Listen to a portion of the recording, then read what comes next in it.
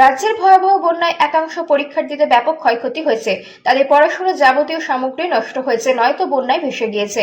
এই অবস্থায় অসহায় শিক্ষার্থীদের সাহায্যের দাবিতে সোচ্চার হয়েছে প্রদেশ NSUI।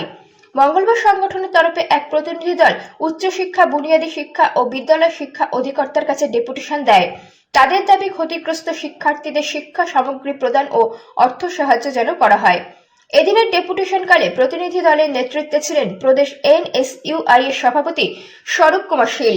শিক্ষা দপ্তর দাবি না মানলে আন্দোলনে নামবেন বলেও জানান তিনি। ত্রিপুরা রাজ্যে এবার ত্রিপুরার ইতিহাসে সবথেকে বড় বন্যা এফেক্টেড হয়েছে, যার কারণে মানুষের জীবনটা প্রচণ্ড এফেক্টেড। তার সঙ্গে আপনারা অবগত আছেন যে প্রচুর ছাত্রছাত্রীর বই, খাতা বা বিভিন্ন পড়াশোনার আইটেম সেগুলো জলের সঙ্গে ভেসে গেছে।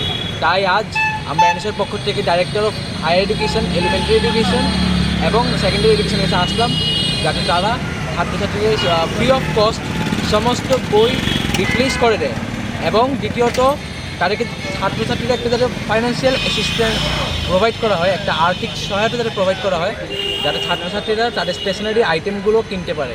কারণ খালি বই খাতা দিয়ে তো আর পড়াশোনাটা আইটেমে যাবে না। পড়াশোনা করার জন্য কলম, খাতা সবই লাগবে, গাইড বুক, রেফারেন্স বুকস। তো তার জন্য আমরা এই আর্থিক সাহায্য একটা সিস্টেমেটিক প্রসেস যাতে স্টুডেন্টের কাছে পৌঁছায় সেটা দাবি রাখছি।